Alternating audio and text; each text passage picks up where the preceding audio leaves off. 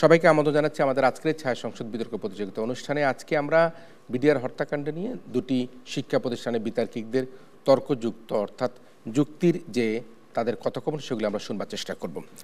আজকের এই ছায়া সংসদ বিতর্ক প্রতিযোগিতায় যে পাঁচজন সম্মানিত বিচার কার্য সম্পাদন করবেন, সম্মানিত বিচারকরা হচ্ছেন গিয়ে সাবেক বিতার্কিক ও সাংবাদিক মোহাম্মদ আতিকুর রহমান, পরবর্তী বিচারক ডক্টর এস.এম. মোর্শেদ, সাবেক বিতার্কিক ও উন্নয়ন যোগাযোগ বিশেষজ্ঞ। এরপরে রয়েছেন অধ্যাপক আবু মোহাম্মদ রইস, লেখক, বিতর্ক সংগঠক ও নাট্যকার। পরবর্তী বিচারক সাংবাদিক মনিরুজ্জামান মিশন, সাধারণ সম্পাদক ল রিপোর্টার্স ফোরাম। এবং সর্বশেষ বিচারক barrister HM. Sanjit Siddique, advocate, Bangladesh supreme court. সম্মানিত বিচারক মণ্ডলী যে সকল বিষয়ের উপর নম্বর প্রদান করবে তা হলো প্রস্তাব, কৌশল, দলীয় অবস্থান, ব্যাখ্যা 5, উপস্থাপনা 5, উচ্চারণ বাচনভঙ্গি 5, তথ্য প্রদান 5, যুক্তি প্রয়োগ 5 এবং পয়েন্ট মোকাবেলায় 5 নম্বর প্রদান করবেন আজকের সম্মানিত এই যে 5 জন বিচারক। বিতর্ক অনুষ্ঠানটি পর্যবেক্ষণ করে আমাদের আজকের ছায়া সংসদে বক্তাদের বক্তব্য আলোকে বক্তব্য প্রদান করবার জন্য আমাদের সাথে প্রধান অতিথি হিসেবে উপস্থিত রয়েছেন বাংলাদেশের attorney general advocate Mohammad Asaduzzaman. আমরা আমাদের আজকের সম্মানিত অতিথি বাংলাদেশের অ্যাটর্নি জেনারেল অ্যাডভোকেট মোহাম্মদ আসাদুজ্জামানকে সবাই জোরে তালি দিয়ে অভিনন্দন জানাই। আমরা আমাদের প্রিয় অতিথি প্রধান অতিথি অ্যাডভোকেট মোহাম্মদ আসাদুজ্জামানের বক্তব্য শুনব আয়োজনের একেবারে শেষে। তবে জানিয়ে রাখি, প্রত্যেক বক্তা বক্তব্য প্রদান করবার জন্য মোট 4 মিনিট সময় পাবে। এক্ষেত্রে 3 মিনিটের সতর্ক সংকেত এবং 4 মিনিটের চূড়ান্ত সংকেত ধ্বনি দেওয়া হবে। এছাড়া প্রতি দল থেকে দলনেতারা আরও অতিরিক্ত 2 মিনিট সময় পাবে যুক্তি খণ্ডনের জন্য। এক্ষেত্রে 1.5 মিনিটের সতর্ক সংকেত এবং 2 মিনিটের চূড়ান্ত সংকেত ধ্বনি দেওয়া হবে। শুরু করছি আমাদের আজকের ছায়া সংসদ। শুরুতেই আমি মাননীয় প্রধানমন্ত্রী তথা সংসদ নেতা প্রয়াত হাসান রক্তিমকে তার প্রস্তাব উত্থাপন এবং উত্থাপিত প্রস্তাবের আলোকে বক্তব্য প্রদান করবার জন্য অনুরোধ করছি। মাননীয় সংসদ নেতা। এই মহান সংসদে যে প্রস্তাবটি উত্থাপন করব তা হচ্ছে, ক্ষমতায় টিকে থাকতে আওয়ামী লীগ সরকার বিডিআর হত্যাকাণ্ড ঘটিয়েছে। আমাদের দাবি, এই যে বিডিআর হত্যাকাণ্ড, যেটা ইতিহাসে একটি অত্যন্ত নৃশংস হত্যাকাণ্ড, এই হত্যাকাণ্ডটির পিছনে সবচেয়ে বড় দায়ী বা সবচেয়ে বড় কালপ্রিট হচ্ছে আওয়ামী লীগ সরকার। এর জন্য মাননীয় স্পিকার কিছু দৃশ্যপট আপনাকে ব্যাখ্যা করা খুব বেশি প্রয়োজন। দেখুন, 2001 সালের ঘটনা, যখন কিনা বিএসএফ এবং বিডিআর বেশ কয়বার মুখোমুখি হয়েছে, কিন্তু প্রত্যেকবার আমরা বিডিআর বাহিনী কিন্তু বিএসএফ এর মুখে চুনকালি লাগিয়েছি। মাননীয় স্পিকার, এই পার্টিকুলার কারণে ভারত সরকার কিন্তু এই বিষয়টি কোনোভাবেই ভালোভাবে নেয়নি। তখন থেকে ভারত সরকারের এই বিডিআর এর প্রতি এক ধরনের ক্ষোভ জন্ম হয়। কেননা প্রত্যেকবার যখনই বিডিআর এবং বিএসএফ মুখোমুখি হয়েছে, আমরা দেখতে পেরেছি প্রত্যেকটা বারই আমাদের বিডিআর এর জওয়ানরা সফল হয়েছে সামগ্রিকভাবে।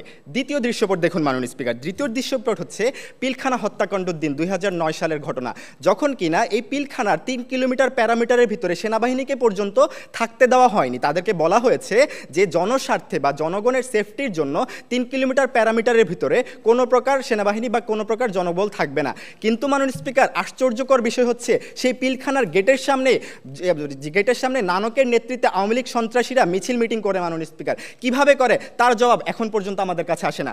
তৃতীয় দৃশ্যপটটা এবং সবচেয়ে গুরুত্বপূর্ণ দৃশ্যপট মাননীয় স্পিকার, যখন আমরা দেখি মেজর জেনারেল শাকিল যখন বুঝতে পারে তার জীবনের হুমকি আছে এবং বিডিআর বিদ্রোহ হয়েছে এবং যে কোনো সময় ফায়ার হতে পারে, তখন তিনি সর্বপ্রথম আর্মিকে কল দেয়। আর্মিকে কল দেওয়ার পরবর্তীতে আর্মির 2টি ব্যাটালিয়ন এবং মাননীয় স্পিকার একটি প্যারা কমান্ডার ব্যাটালিয়ন সহকারে র্যাবের একটি ব্যাটালিয়ন সহ অনেকগুলো ফোর্স মাননীয় স্পিকার এই পিলখানার সামনে উপস্থিত হয়েছিল। কিন্তু তখন পররাষ্ট্র মন্ত্রণালয় এবং মাননীয় স্পিকার এই সামরিক বাহিনীর সকল নিয়ন্ত্রণে থাকে বাংলাদেশের প্রধানমন্ত্রী শেখ হাসিনা। তখন শেখ হাসিনাকে মেজর জেনারেল শাকিল কল দিয়ে জিজ্ঞেস করে যে, ম্যাডাম, আমার বাহিনী প্রস্তুত আছে, আপনি যদি পারমিশন দেন তাহলে অপারেশন যদি ওয়ার্কআউট করে তাহলে ক্যাজুয়ালিটিস আসবে না, অর্থাৎ এত বড় হত্যাকাণ্ড হবে না। কিন্তু মাননীয় স্পিকার, মজার বিষয়, তখন তিনি পারমিশন দেয়নি। পারমিশন না দেওয়ার কারণে পরবর্তীতে কি হয়েছে আমরা সবাই জানি। আমাদের দেশপ্রেমিক যে সকল সেনাবাহিনীর সদস্যরা রয়েছে, অনেকগুলো সদস্য একসাথে মারা যায়। মাননীয় স্পিকার, এখন আমরা আসি আমাদের স্ট্যান্ড পয়েন্টগুলোকে। এই কাজগুলো করার মাধ্যমে কিভাবে ক্ষমতায় টিকে আছে, অর্থাৎ দৃশ্যপটের মাধ্যমে আপনাকে ব্যাখ্যা করলাম কেন আওয়ামী লীগ সরকার এই কাজটা ঘটানোর পেছনে সবচেয়ে বড় কালপ্রিট হতে পারে, কারণ এখান থেকে সে অনেকগুলো বেনিফিট পেয়েছে। সেই লাভগুলো কি এবং এই লাভগুলোর পরবর্তীতে ইফেক্টটা কিভাবে দেশের উপর পড়েছে, সেইটার বেসিসে আমরা 3টা স্ট্যান্ড পয়েন্ট দিই। প্রথম স্ট্যান্ড পয়েন্ট দেখুন মাননীয় স্পিকার, দেশপ্রেমিক সেনাবাহিনীর নেতৃত্বকে দুর্বল করে তোলা।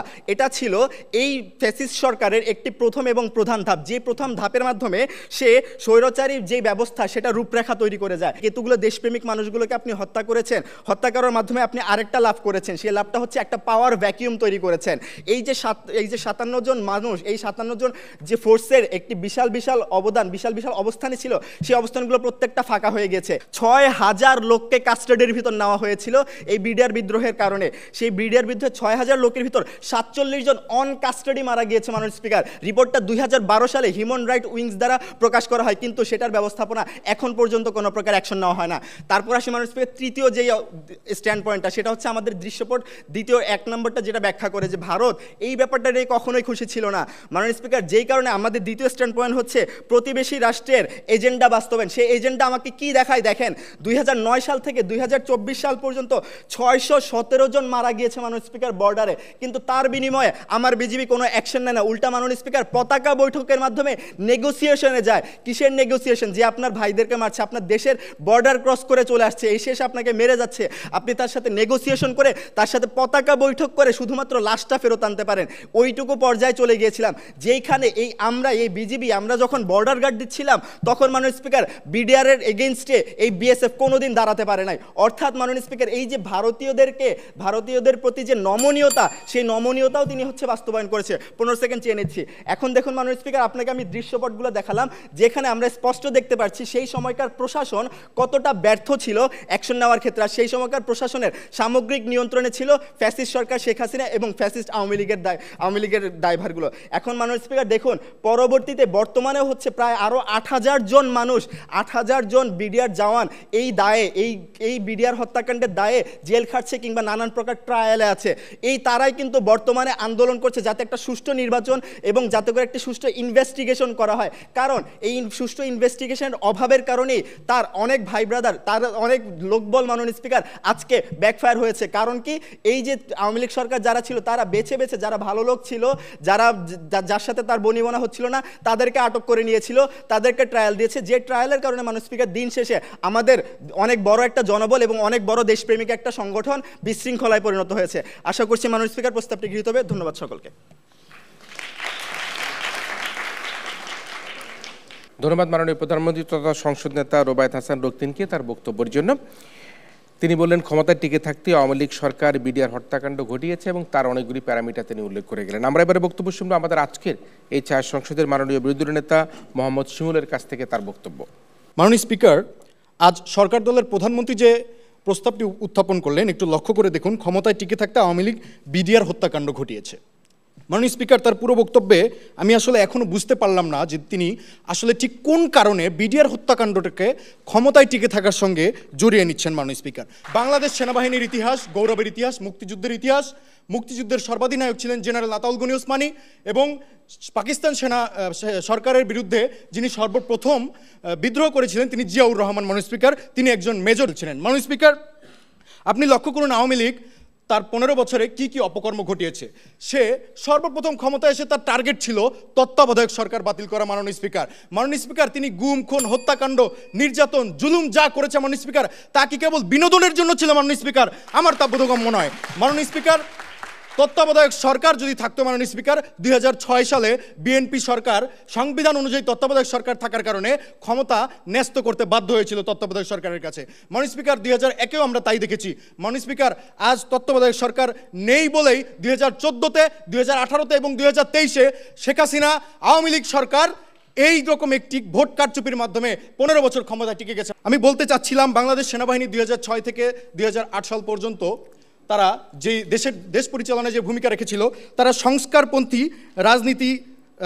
রাজনীতির প্রক্রিয়া চালু করার চেষ্টা করেছিল। মাননীয় স্পিকার, সাবেক প্রধানমন্ত্রী খালেদা জিয়া ও শেখ হাসিনাকে তাকে গ্রেপ্তার করে রাজনৈতিক অস্থিরতা ও সংঘাত দেশকে অচল করে দিয়েছিল। ঠিক সে সময়ে বাংলাদেশ সেনাবাহিনী মাঠ পর্যায়ে থেকে দেশের শান্তি শৃঙ্খলা ফিরিয়ে আনে। মাননীয় স্পিকার, আওয়ামী লীগের অনেক মাফিয়া, চাঁদাবাজ, গুন্ডাদেরকে বাংলাদেশ সেনাবাহিনী তখন গ্রেপ্তার করেছিল। মাননীয় স্পিকার, পরবর্তীতে আওয়ামী লীগ সরকার ভারতের ঘাড়ে চেপে ক্ষমতায় এসে তারপরে মাননীয় স্পিকার এই দীর্ঘদিনের ক্ষোভ তারা সেনাবাহিনীর উপরে যে ছিল, সেই ক্ষোভটাকে ঝাড়ার জন্যই মাননীয় স্পিকার এই বিডিআর হত্যাকাণ্ড ঘটিয়েছিল। মাননীয় স্পিকার, মেজর শাকিল তিনি ভারতের বিরুদ্ধে বলেছিলেন যে যদি আমাদের সীমান্তে একটা গুলিও চলে আমরা গুলির জবাব গুলি দিয়েই দেবো। মাননীয় স্পিকার, কর্নেল গুলজারের কথা আমরা জানি, বিডিআর হত্যাকাণ্ডের 10 দিন পূর্বেই তাকে বিডিআরে ট্রান্সফার করা হয়। মাননীয় স্পিকার, এতেই বোঝা যায় যে এটি কেবল ভারতকে খুশি করার জন্যই করা হয়েছিল। মাননীয় স্পিকার, ক্ষমতায় টিকে থাকার জন্য মাননীয় স্পিকার তারা যে পন্থাগুলো অবলম্বন করেছিল,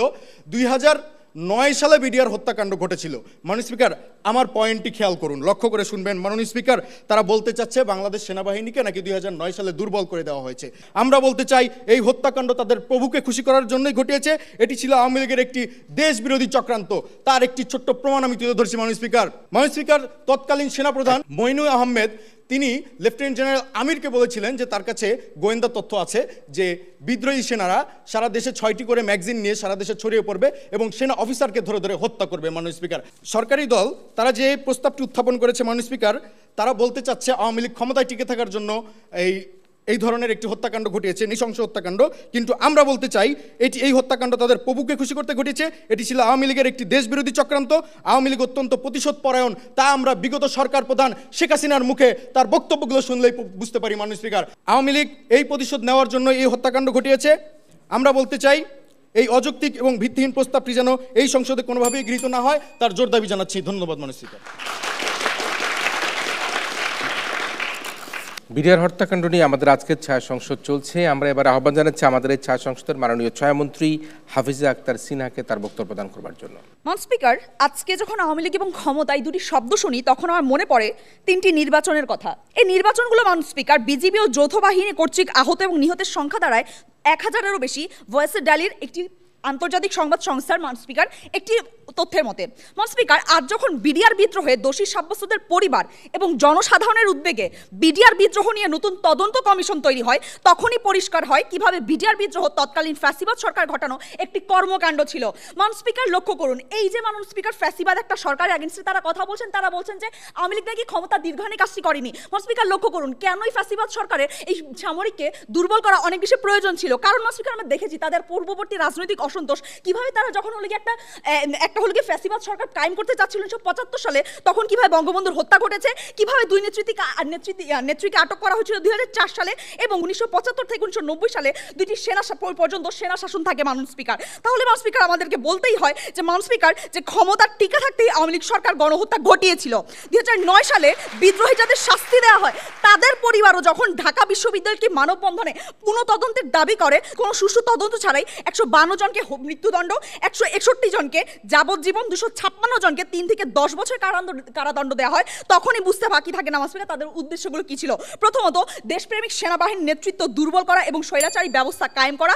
দ্বিতীয়ত, প্রতিবেশী রাষ্ট্রের এজেন্ডা বাস্তবায়ন করা। এবং তৃতীয়ত, ক্ষমতা দীর্ঘায়নের নিজস্ব লোক বসিয়ে দলীয় মতাদর্শ প্রতিষ্ঠা করা। মাননীয় স্পিকার, সেনাবাহিনীর নেতৃত্বকে দুর্বল করে স্বৈরাচারী ব্যবস্থার কায়েম করার ইতিহাসটি বাংলাদেশের স্বাধীনতার পর থেকে সাবেক প্রধানমন্ত্রী শেখ হাসিনার মেয়াদ পর্যন্ত বিস্তৃত ছিল।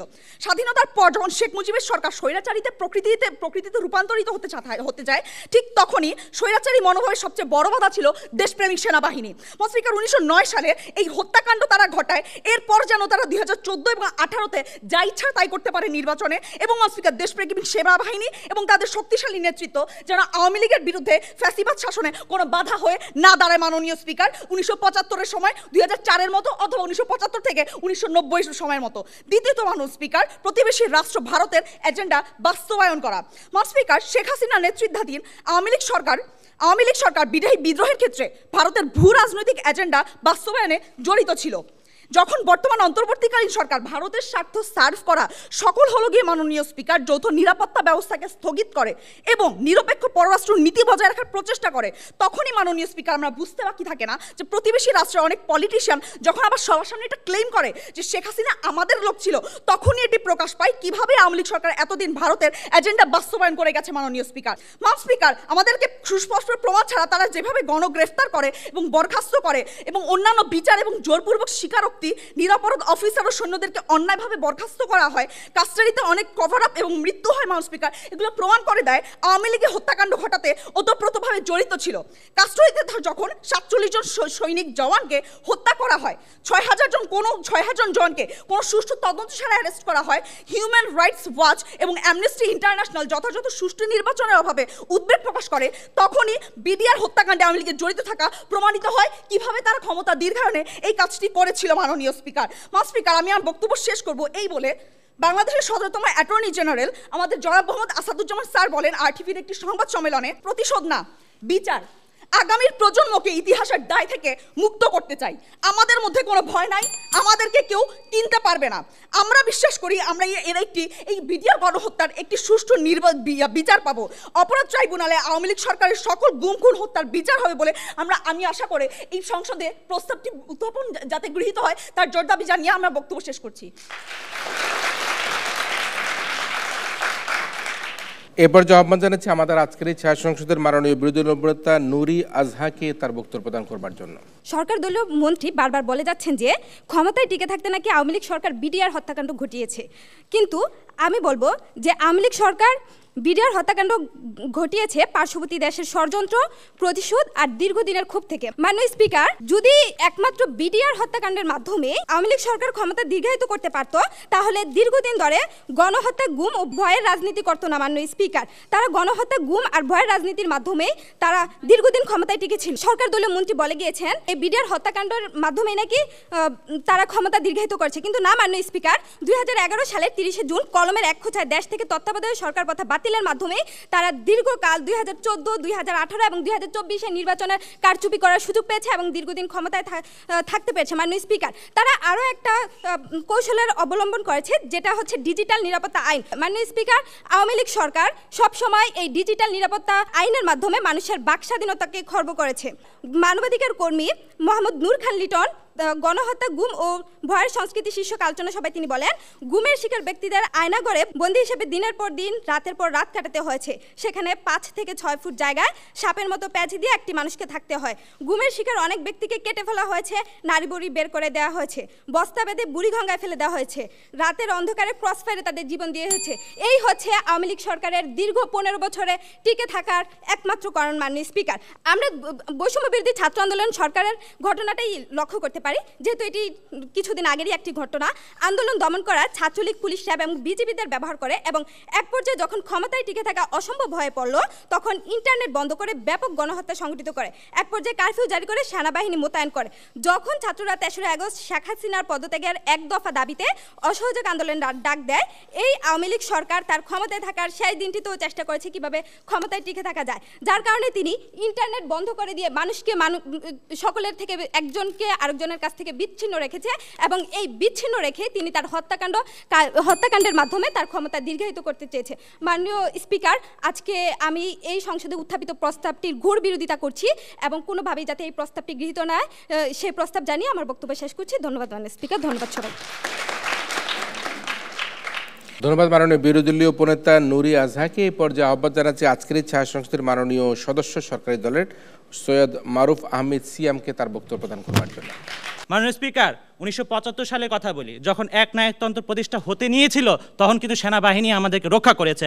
90-এর দশকের কথা বললে, 96-এর কথা বললে, 2007-এর 11-এর কথা যদি বলি, তা বারবার কিন্তু আমাদের যখন আমরা রাজনৈতিকভাবে অস্থিতিশীল পরিস্থিতির মোকাবেলার কথা ছিল তখন সেনাবাহিনী কিন্তু আমাদেরকে রক্ষা করেছে। এই ক্ষেত্রে সেনাবাহিনীর যোগ্য নেতৃত্ব ছাড়া কিন্তু সেনাবাহিনী অপারেট হয় না।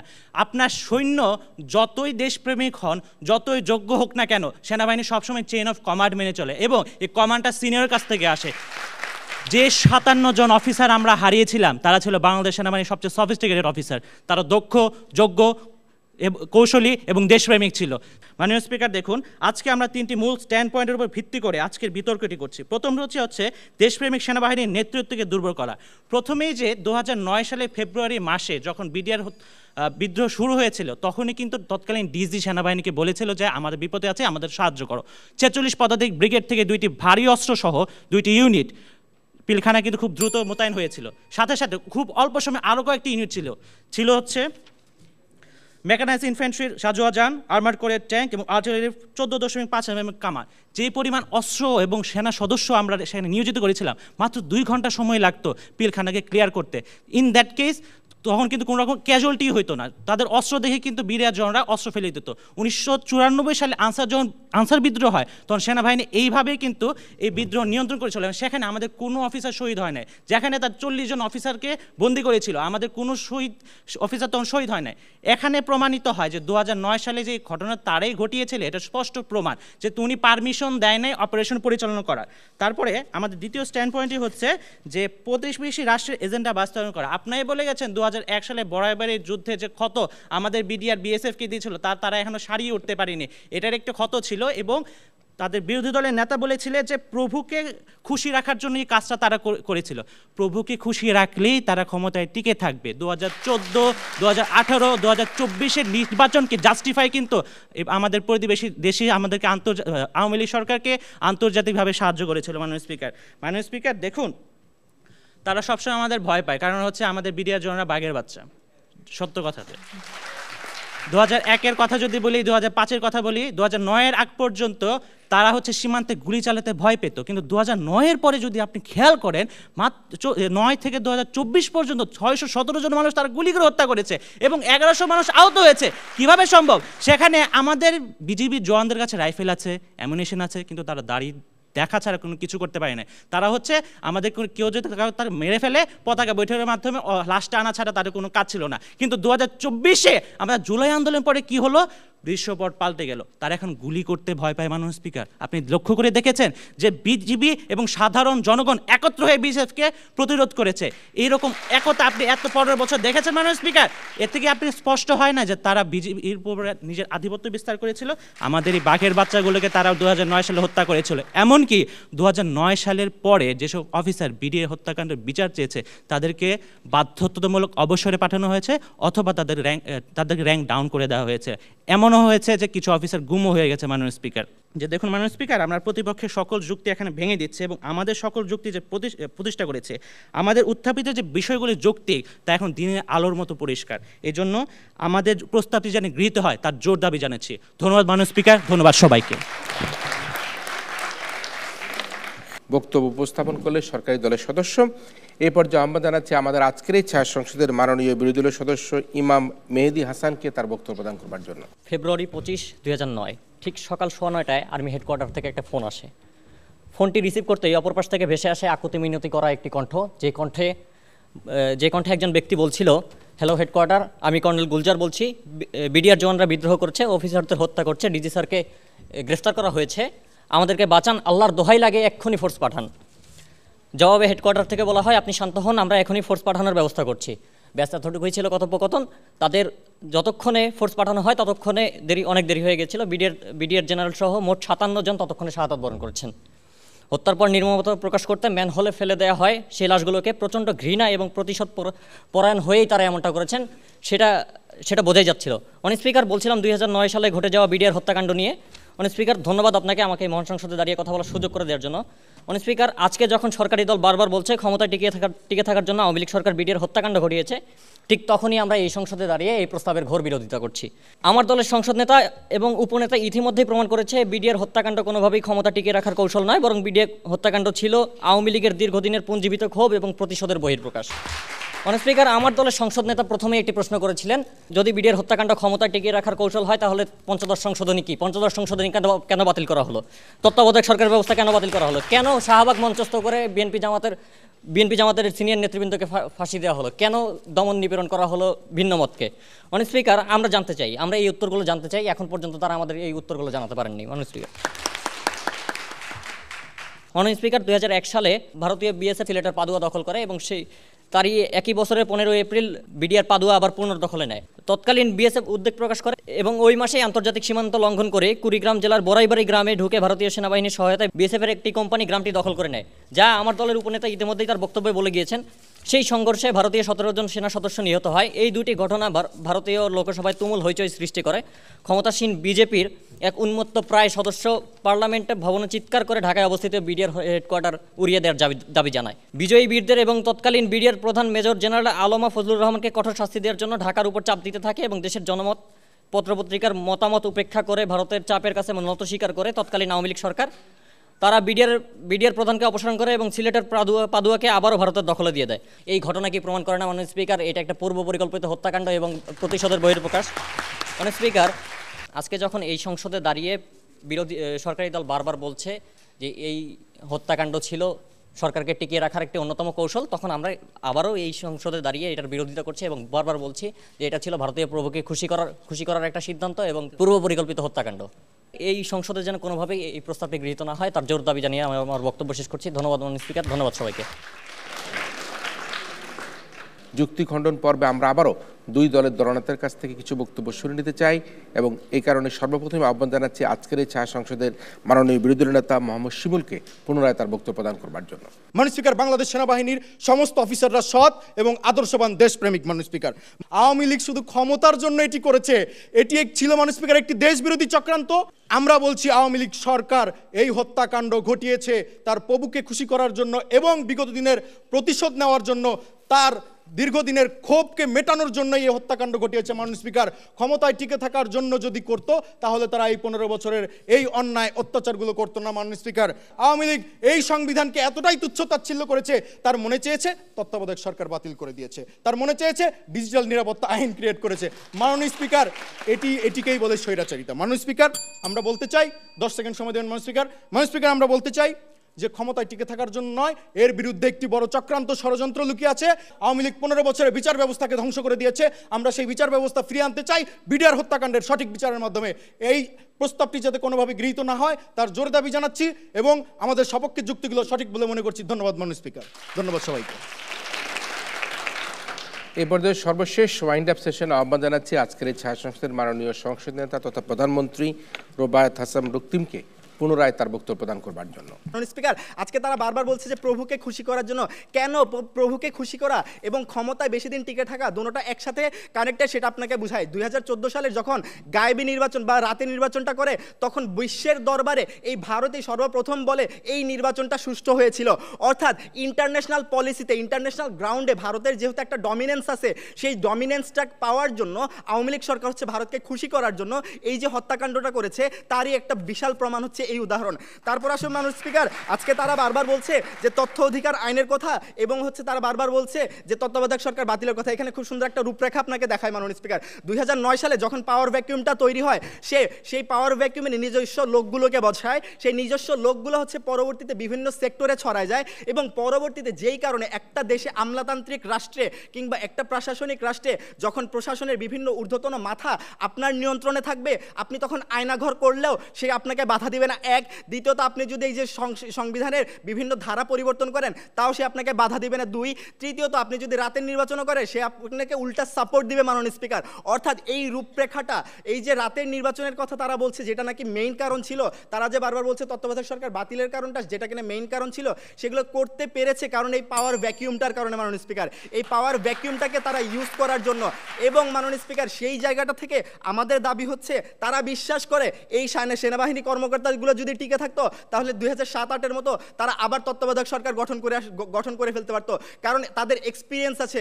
এবং 2008-এর নির্বাচন, যে নির্বাচনের পরবর্তীতে আওয়ামী লীগ সরকার এসেছিল, সেই নির্বাচন মাননীয় স্পিকার ইন্টারন্যাশনালি যথেষ্ট পরিমাণ প্রশংসা পেয়েছিল, কেননা সেনাবাহিনীর তত্ত্বাবধান ছিল সেখানে। কিন্তু পরবর্তী আওয়ামী লীগ সরকার তো মনে মনে অন্য চিন্তা ছিল, কারণ এই যে সুষ্ঠু এবং দক্ষ জনশক্তি রয়েছে, এই জনশক্তিকে যদি দুর্বল করতে না পারে তাহলে তার এগেনস্টে প্রশ্ন তুলবেই মাননীয় স্পিকার।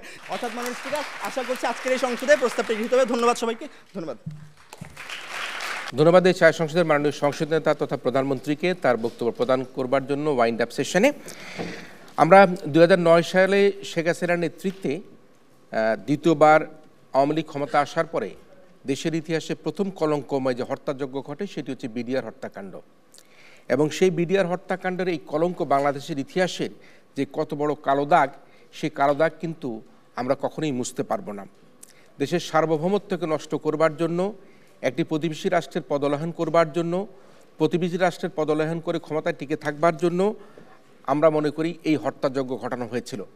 এবং এই হত্যাকাণ্ডের জন্য আমরা পতিত আওয়ামী সরকারের যে প্রধান রয়েছে, যিনি হত্যাযজ্ঞ দেখে আনন্দ পান, যিনি মানুষের দুঃখবোধ দেখে আনন্দ পান, তার নেতৃত্বেই, তার নির্দেশেই, তার পরিকল্পনায়, তার সুপ্ত সূক্ষ্ম আচরণের কারণের জন্যই আজকে আমরা এই বিডিআর হত্যাকাণ্ডের মাধ্যমে 57 জন চৌকস সেরা কর্মকর্তা সহ 34 জন ব্যক্তিকে হত্যার শিকার হতে আমরা দেখেছি।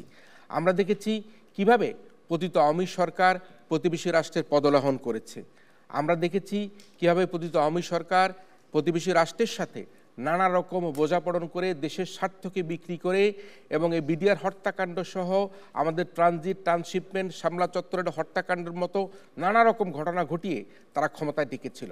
সো আমরা এটা বলতে পারি যে ক্ষমতায় টিকে থাকবার জন্য আসলে আওয়ামী সরকার যে নানা পরিকল্পনা গ্রহণ করেছে সেই পরিকল্পনার প্রধান অংশ হিসাবে আমরা মনে করি সর্বপ্রথমে 2009 সালে এসে তারা এই বিডিআর হত্যাকাণ্ডের মতো বড় একটা কলঙ্কময় অধ্যায় বাংলাদেশে রচনা করেছে। আমরা মনে করি মাস্টার মাইন্ড আর কো মাস্টার মাইন্ড যে হোক না কেন, বাংলাদেশের এই সেনাবাহিনীকে মনোবল দুর্বল করবার জন্য, বাংলাদেশের সশস্ত্র বাহিনীর মনোবলকে খর্ব করবার জন্য একটি পতিত সরকার তার যে নানা রকম মাস্টার মাইন্ড এবং কো মাস্টার মাইন্ডের নেতৃত্বে হত্যাযজ্ঞ চালিয়েছে, আমরা এই তদন্ত কমিশনের প্রধানকে অনুরোধ করব অতি দ্রুত, প্রায় 1.5 মাসের বেশি হয়ে গিয়েছে, 2 মাসের কাছাকাছি হয়ে গিয়েছে, আপনি এর তদন্ত রিপোর্ট দিবেন এবং এর সূক্ষ্ম বিচারের মাধ্যমে যারা এই বিচারের মুখোমুখি হবেন না তাদেরকে আপনারা বলেছেন যে প্রয়োজনে ভারতে গিয়ে আপনারা তাদেরকে আনার চেষ্টা করবেন, অথবা সেখানে তাদের কাছ থেকে তাদের জবাব নেওয়ার চেষ্টা করবেন। প্রয়োজনে ভারতে যাবেন অথবা ভারত থেকে আনবার জন্য আমাদের কূটনৈতিক তৎপরতার মাধ্যমে সেই পতিত প্রধানমন্ত্রী শেখ হাসিনাকে আপনারা ফিরিয়ে আনবার চেষ্টা করবেন। আমরা দুঃখিত হই, আমরা লজ্জিত হই, আমরা ক্ষমা চাই সেই পরিবারের সদস্যদের কাছে যে পরিবার তার বাবা হারিয়েছে, তার মা হারিয়েছে, কিভাবে সে লাশগুলোকে ড্রেনের মধ্যে ফেলে দেওয়া হয়েছে, কীভাবে গণকবর দেওয়া হয়েছে। আজকে সে পরিবার কিন্তু তার বাবা মাকে বা তার স্বজনকে ফিরে পাবে না। কিন্তু আমাদের দুঃখবোধ হয় যদি এর সঠিক বিচার করা সম্ভব না হয় তাহলে কিন্তু আজকে সেই 57 জন সেনা সদস্য যারা নিহত হয়েছে সেই শহীদের আত্মা কিন্তু কোনোদিনই শান্তি পাবে না। তাই আমরা মনে করি আজকে সেই স্বজন হারাদের মতো আমরাও দাবি তুলতে চাই এই বিডিআর হত্যাকাণ্ডের সাথে কারা জড়িত ছিল তাদেরকে চিহ্নিত করা, কারা তাদেরকে সেই 25 তারিখ রাতে সন্ধ্যার সময় বিদ্যুতের লাইট বন্ধ করে দিয়ে সেই প্রধান হত্যাকারীদেরকে এই দেওয়াল টপকে ভেঙে যেতে সহযোগিতা করেছে তাদেরকে চিহ্নিত করা, কারা সেখানে আমরা দেখেছি বিরোধী মতো লোকদের বিরুদ্ধে মামলা করে এই মামলাটাকে ডাইভার্ট করার চেষ্টা করেছে, সেগুলি আমাদেরকে চিহ্নিত করা। আমরা একটা কথা বলতে চাই, নিশ্চয়ই আজকে বক্তারা এখানে বলেছেন বিডিআর হত্যাকাণ্ডের পরে আমরা সেনাবাহিনীতে নানা রকমভাবে আমাদের তরুণ যে সদস্যরা ছিলেন তারা কিন্তু এই বিষয়ে নানা প্রতিবাদ করবার চেষ্টা করেছেন।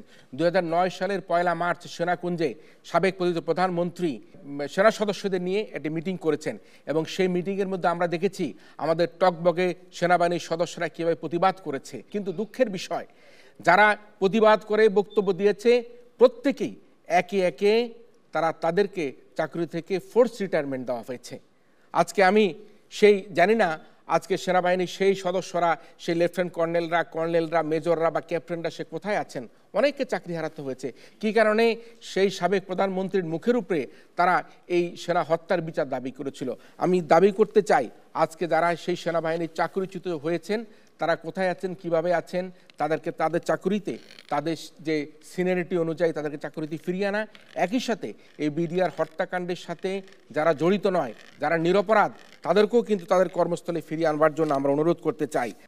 আমি এবার অনুরোধ করব আমাদের আজকের এই অনুষ্ঠানের সম্মানিত প্রধান অতিথি, অত্যন্ত বিজ্ঞ আইনজীবী, বাংলাদেশের অ্যাটর্নি জেনারেল অ্যাডভোকেট মোহাম্মদ আসাদুজ্জামানকে এই পর্যায়ে বিডিআর হত্যাকাণ্ড নিয়ে প্রধান অতিথি হিসাবে তার বক্তব্য প্রদান করবার জন্য। ফেব্রুয়ারি মাস শোকের মাস। 52 ভাষা আন্দোলনে রফিক, সালাম, বরকত, জব্বারের রক্তের বিনিময়ে আমরা ভাষা পেয়েছিলাম, হারিয়েছিলাম অনেকগুলো সূর্য সন্তান। 2009-এর 25শে ফেব্রুয়ারিতে অনেক বেশি সূর্য সন্তান হারিয়েছি। যাদের হারিয়েছি তাদের হারানোর মধ্য দিয়ে আমরা বাংলাদেশের সার্বভৌমত্বের ভিতকে আঘাত করেছি। তাদের হারানোর মধ্য দিয়ে বাংলাদেশের কবর রচনা করেছি। তাদের হারানোর মধ্য দিয়ে বাংলাদেশের মাটিতে নৈরাজ্যবাদের জন্ম হয়েছে, নৈরাজ্যবাদ প্রথিত হয়েছে। আসলে এটা আওয়ামী লীগকে ক্ষমতায় টিকিয়ে রাখার জন্য একটি ইন্টারন্যাশনাল কনস্পিরেসি ছিল। আওয়ামী লীগ ক্ষমতায় থাকলে বাংলাদেশের উপরে আধিপত্যবাদী শক্তির, সাম্রাজ্যবাদী শক্তির, দখলদারিত্ববাদী শক্তির যে পথ সুগম হয়, কুসুমাস্তীর্ণ হয়, সেইটা করার জন্যই জানুয়ারিতে ক্ষমতা নিলেন। ফেব্রুয়ারিতে এত বড় একটি হত্যাকাণ্ড দিয়ে ঝিকে মেরে বউকে শেখানোর মতো করে সমস্ত সেক্টরকে আপনি একটা আতঙ্ক ছড়িয়ে দিলেন। এভাবেই আওয়ামী লীগকে ক্ষমতায় টিকিয়ে রাখার জন্য একটি পদক্ষেপ বাংলাদেশের মাটিতে ইতিহাসের জঘন্যতম একটি অধ্যায় রচনা করা হয়েছিল। এরপর একে একে বাংলাদেশের সমস্ত সাংবিধানিক প্রতিষ্ঠানকে ধ্বংস করা হয়েছে। একে একে সরকারের সমস্ত ডিপার্টমেন্টকে রাজনৈতিক দুর্বৃত্তায়নের কাছে নতজানু করা হয়েছে। এরপর একে একে বাংলাদেশকে ধ্বংসের দ্বার প্রান্তে নিয়ে যে বাংলাদেশের স্বাধীনতা এবং সার্বভৌমত্বকে বিপন্ন করা হয়েছে। বাংলাদেশ একটি চোরাবালি সময়ের সন্ধিক্ষণে দাঁড়িয়েছিল। আমরা শুনেছি একটি বন্ধু রাষ্ট্র বন্ধুত্বের হাত বাড়িয়ে দেওয়ার নাম করে বাংলাদেশের লুটপাটের রাজত্ব কায়েম করেছিলেন। এখানে বিনা ভিসায় অসংখ্য বিদেশিদের চাকরির ব্যবস্থা করা হয়েছিল, প্রশ্ন করার কেউ ছিল না। সরকার ব্যবস্থা গভর্নেন্সকে দুর্বল করা হয়েছিল। এভাবেই আমার রাষ্ট্রকে খাবলে খাওয়া হয়েছে, এভাবেই আমার রাষ্ট্রকে দুর্বল করা হয়েছে, এভাবে আমার সার্বভৌমত্বকে ক্ষয়িষ্ণু ধারায় নিয়ে যাওয়া হয়েছে, যার বিরুদ্ধে জুলাই বিপ্লবের মধ্য দিয়ে বাংলাদেশের মানুষ তার রাষ্ট্র ব্যবস্থাকে আবার ফিরিয়ে এনেছে, তার গণতান্ত্রিক ব্যবস্থাকে ফিরিয়ে এনেছে। একটি রাষ্ট্র কতটা নির্লজ্জ হতে পারলে বাংলাদেশের খুন গুমের সাথে জড়িত যে কাউকে এভাবে নির্লজ্জ বেহায়ার মতো আন্তর্জাতিক পরিমণ্ডলের সমর্থন জুগিয়ে যেতে পারে, খুনির পক্ষে অবস্থান নিতে পারে, আন্তর্জাতিক আইনের লঙ্ঘন করে, এক্সট্রাডিশন চুক্তি লঙ্ঘন করে একজন খুনিকে আশ্রয় দিয়ে একটি রাষ্ট্র বাংলাদেশের মানুষের মুখোমুখি দাঁড়িয়েছে। আমরা সেই পরিস্থিতি কখনো প্রত্যাশা করি নাই। পরিস্থিতি হয়ে গেছে, বাংলাদেশের মানুষ ঐক্যবদ্ধভাবে সেটা মোকাবেলা করছে। এখন প্রশ্ন এসেছে, অনেকেই বলছেন সঠিক বিচার চাই। বিচারের একটা প্রক্রিয়া শুরু হয়েছে, বিচারের নামে অনেকটা প্রহসনও দেখেছি আমরা। বিচারের শেষ প্রান্তে আপিলও নিষ্পত্তি হয়েছে, প্রকৃত মাস্টার মাইন্ডরা ধরাছোঁয়ার বাইরে।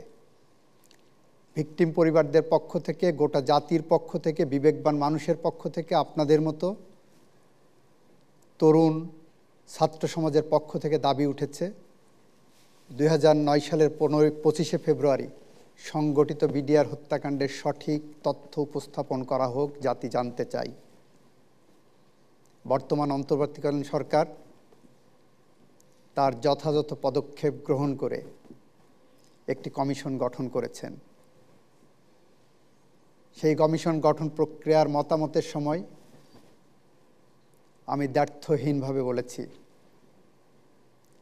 এমন একজন মানুষকে দিয়ে কমিশন গঠন করেন যে তার সমস্ত ভয় ভীতি উপেক্ষা করে সত্য উপস্থাপন করতে কুণ্ঠিত হবে না, ব্যর্থ হবে না, ভীত হবে না, আতঙ্কিত হবে না, যে সত্যের পক্ষে দাঁড়িয়ে দেশের জন্য তার জীবন বিপন্ন করতে প্রস্তুত থাকবে। বাংলাদেশ সরকার, আমি বিশ্বাস করি, তার সঠিক ব্যক্তিকে পেয়ে তার হাতেই কমিশনের দায়িত্ব দিয়েছেন। আইনের ছাত্র হিসাবে দীর্ঘদিন ধরে রুলস অফ এভিডেন্সে একটা তত্ত্ব ফলো করি। সেই তত্ত্বটি হলো, man may tell lies but circumstance can never. মানুষ মিথ্যা কথা বলতে পারে, কিন্তু ঘটনার পারিপার্শ্বিকতা কখনো মিথ্যা কথা বলবে না। আপনার এখানে বিডিআর হত্যাকাণ্ড ঘটেছে, শেখ হাসিনা পার্সোনালি উপস্থিত ছিলেন না। আলটিমেট বেনিফিশিয়ারি কে? সেনাবাহিনী প্রধানকে কে নির্দেশ দানে বিরত ছিলেন? কেন ছিলেন? কেন রাজনৈতিক নেতৃত্ব ওখানে বিডিআরের ওখানে যে হারবারিং করেছে? আমি গতকালকে একটি ইউটিউবে দেখছিলাম, একজন সেনা সদস্যের পরিবার বলছেন তার হাজব্যান্ড, আরেকজনের ভাই টেলিফোন করে বলেছেন আওয়ামী লীগের, যুবলীগের নেতাকর্মীরা বিডিআরের পোশাক পরে ভিতরে হত্যাকাণ্ডে জড়িত হয়ে পড়েছেন। আশা করি কমিশন এগুলো বের করে আনবেন। এটাকে বলা হয় সার্কামস্টেন্সিয়াল এভিডেন্স। এটাকে বলা হয় পারিপার্শ্বিক সাক্ষ্যবস্তু। এর মধ্য দিয়ে প্রমাণিত হয় এই বিডিআর হত্যাকাণ্ড কোনো অর্ডিনারি ক্রাইম ছিল না, এটা কোনো অর্ডিনারি মিউটিনি ছিল না, এটা আমার রাষ্ট্র ব্যবস্থাকে ধ্বংস করার জন্য, আমার স্বাধীনতা এবং সার্বভৌমত্বকে বিপন্ন করার জন্য, এদেশে নৈরাজ্যবাদী শক্তিকে দীর্ঘস্থায়ী ক্ষমতায় রেখে বাংলাদেশের মানুষকে জিম্মি করার জন্য, বাংলাদেশের মানুষের ভোটাধিকার হরণ করার জন্য আমার 57 জন চৌকস সেনা কর্মকর্তাকে হত্যা করা হয়েছিল। আমরা বিবেকবান মানুষ হিসেবে সেই সমস্ত হত্যাকাণ্ডের বিচার চাই। সত্য দিবালোকের মতো সামনে আসবে, সত্য কখনো ধামাচাপা দিয়ে রাখা যায় না, যেমন রাখা যায়নি আয়নাঘরের নির্মম নির্যাতনের কাহিনী, যেমন রাখা যায়নি জুলাই বিপ্লবে প্রায় 2000 তরতাজা জীবনের রক্তের বিনিময়ে যে বিপ্লব হয়েছে, সেই বিপ্লবে যাদের অবদান, যাদের আত্মত্যাগ, যাদের পঙ্গুত্ব, যাদের সর্বহারা, সব হারানোর বেদনা, ঠিক একইভাবে 25শে ফেব্রুয়ারির এই নির্মম হত্যাযজ্ঞের সমস্ত তথ্য আগামী দিন আমরা জানতে পারব। এই প্রত্যাশা রেখে, এই প্রত্যয় ব্যক্ত করে আমি আমার কথা শেষ করছি। আমরা প্রধানমন্ত্রীর বক্তব্য শুনলাম। আমরা হা না ভোটের মধ্যে দিয়ে আমাদের ফলাফলে চলে যাব। ক্ষমতায় টিকে থাকতে আওয়ামী সরকার বিডিআর হত্যাকাণ্ড ঘটিয়েছে, যারা এই প্রস্তাবের পক্ষে আছেন তারা হা বলুন। ক্ষমতায় টিকে থাকতে আওয়ামী সরকার বিডিআর হত্যাকাণ্ড ঘটিয়েছে, যারা এই প্রস্তাবের পক্ষে আছেন তারা হা বলুন। যারা প্রস্তাবের পক্ষে আছে হা বলুন, আর যারা প্রস্তাবের বিপক্ষে আছে না বলুন। প্রস্তাবের বিপক্ষ দল না বলুন। ক্ষমতায় টিকে থাকতে আওয়ামী সরকার বিডিআর হত্যাকাণ্ড ঘটিয়েছে শীর্ষক ছায়া সংসদে এই প্রস্তাবটি গৃহীত হয়েছে।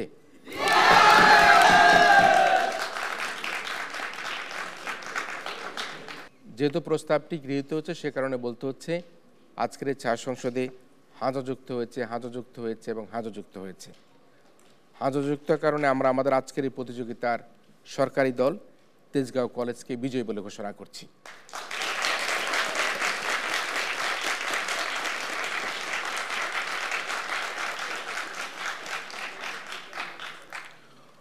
অভিনন্দন রইল অত্যন্ত জনগুরুত্বপূর্ণ আজকের এই ছায়া সংসদে তেজগাঁও কলেজ বিজয়ী হবার জন্য আরও বেশি অভিনন্দন রইল বাংলাদেশ ইউনিভার্সিটি বিতার্কিকদেরকে। তারা তথ্য দিয়ে আজকের এই ছায়া সংসদের প্রাণবন্ত করে তুলবার জন্য। সুপ্রিয় দর্শক মণ্ডলী, আপনারা যারা তখন টেলিভিশনের পর্দায় দেশে অথবা বিদেশে আমাদের আজকের এই ছায়া সংসদ দেখলেন, আপনাদের সবাইকে আমাদের আগামী সংসদ দেখার আমন্ত্রণের মধ্যে দিয়ে আজকের মতো এই মক পার্লামেন্ট এখানে শেষ করছি।